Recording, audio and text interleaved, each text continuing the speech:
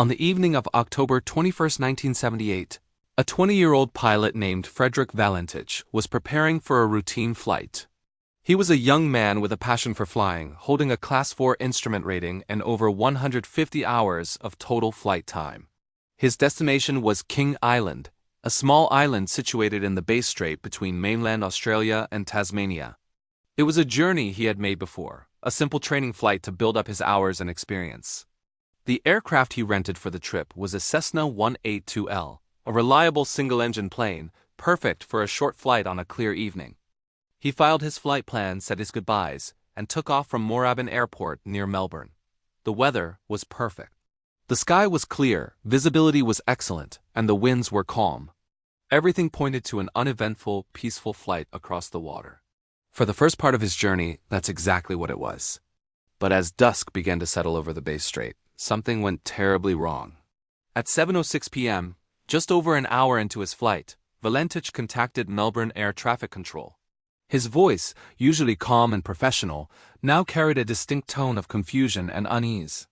He reported seeing an unidentified aircraft. At first, the air traffic controller, Steve Roby, was unconcerned. He checked his radar screens. There were no other known aircraft in Valentich's vicinity. Roby asked him to confirm his altitude and the type of aircraft he was seeing. Valentich responded that the object was flying about 1,000 feet above him. He described it as having 4 bright lights that looked like landing lights. He circled his own plane to get a better look, trying to identify it. But the more he observed it, the stranger it became.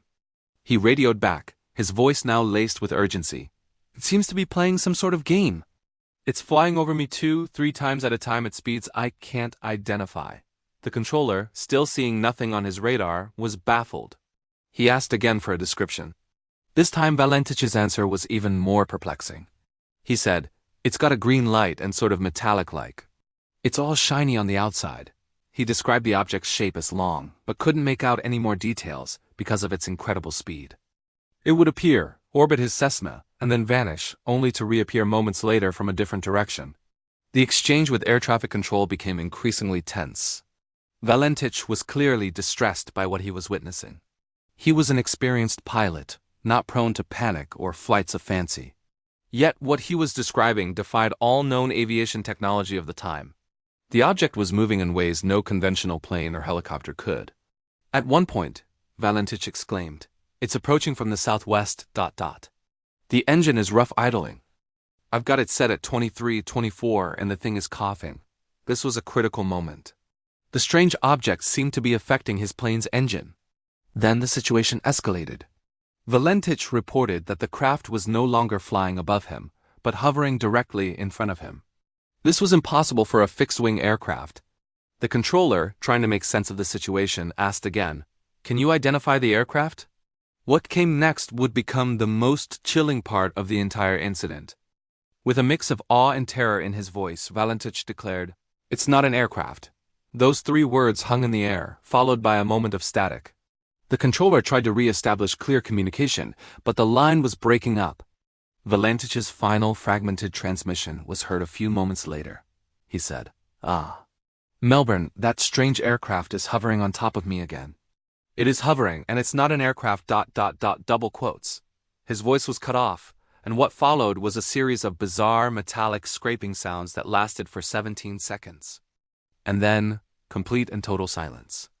The radio went dead. Frederick Valentich's radar signature disappeared.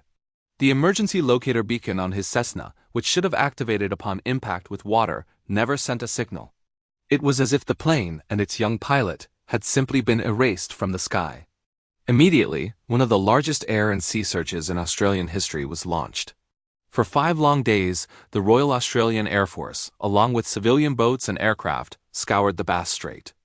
They meticulously covered over 1,000 square miles of ocean, searching for any sign of the missing plane. They looked for an oil slick, a piece of floating wreckage, a life vest, anything at all, but they found nothing. Not a single trace of Frederick Valentich or his Cessna 182L has ever been discovered. It was as if they had vanished into thin air. In the absence of physical evidence, theories began to swirl. The official investigation from the Australian Department of Transport suggested that Valentich may have become spatially disoriented. The theory goes that he might have seen the reflection of his own plane's lights on the water, mistaking them for another craft. In his confusion, he could have entered a graveyard spiral, a steep, descending turn that can make a pilot believe they are flying straight. In this state, the plane would have been inverted, which could explain why he described the object as being on top of him. The metallic scraping sounds, investigators suggested, could have been the final moments of the aircraft breaking apart as it hit the water. But this theory has significant problems. First, Valentich was a Class 4 instrument-rated pilot, meaning he was trained to fly by his instruments in situations where he couldn't trust his own senses. He had practiced for exactly this kind of scenario. Second, and more importantly, if the plane crashed into the sea, where is the wreckage? The Bass Strait is relatively shallow in that area. A crash of that magnitude would have left a significant debris field. Oil, buoyant seat cushions, and other light materials should have surfaced. Yet nothing was ever found. Another theory proposed that Frederick Valentich staged his own disappearance. Some speculated he wanted to start a new life and had planned an elaborate escape. But this seems highly unlikely. He was by all accounts a happy and well-adjusted young man. He had a good relationship with his family, a girlfriend, and a deep love for flying. He left behind his wallet, personal belongings, and car keys. There was no evidence he was in any kind of trouble or had any reason to run away. Furthermore, faking a disappearance in this manner would have been incredibly difficult to pull off, requiring a level of planning and resources he simply did not possess. This leaves us with the most controversial, and for many, the most compelling theory, that the object Frederick Valentich described was real and that it was responsible for his disappearance. This idea might sound like science fiction, but it is supported by some startling corroborating evidence. In the weeks and months following the incident, a surprising number of witnesses came forward. People from various locations around the Bass Strait reported seeing strange lights in the sky on the night of October 21st. A plumber working on King Island reported seeing a bizarre, fast-moving green light in the sky at the exact time Valentich disappeared. A group of campers on the coast also described an erratically moving green light that hovered and then shot off at an incredible speed. In total, more than a dozen credible, independent witnesses reported seeing something highly unusual in the sky that evening, all describing a phenomenon consistent with what Valentich radioed to air traffic control. Could they all have been mistaken? Could all these separate sightings, combined with Valentich's desperate radio calls, be a massive coincidence? The official file on the disappearance of Frederick Valentich remains open to this day. The Department of Transport's report concluded that the reason for his disappearance could not be determined. It is one of aviation's greatest unsolved mysteries. A young pilot, a clear night, and a routine flight that ended with a terrified report of an object that was not an aircraft. We are left with haunting questions. What did Frederick Valentich see in the sky that night? Was it a trick of the light? A fatal moment of disorientation? Or was it something else? Something unknown, something that came from beyond our understanding, that chose him for a purpose we can only guess at. For now, his story serves as a chilling reminder that there are still things in our world, and in the skies above it, that we cannot explain. The 17 seconds of metallic noise remain the final terrifying epitaph to a mystery that endures, nearly half a century later.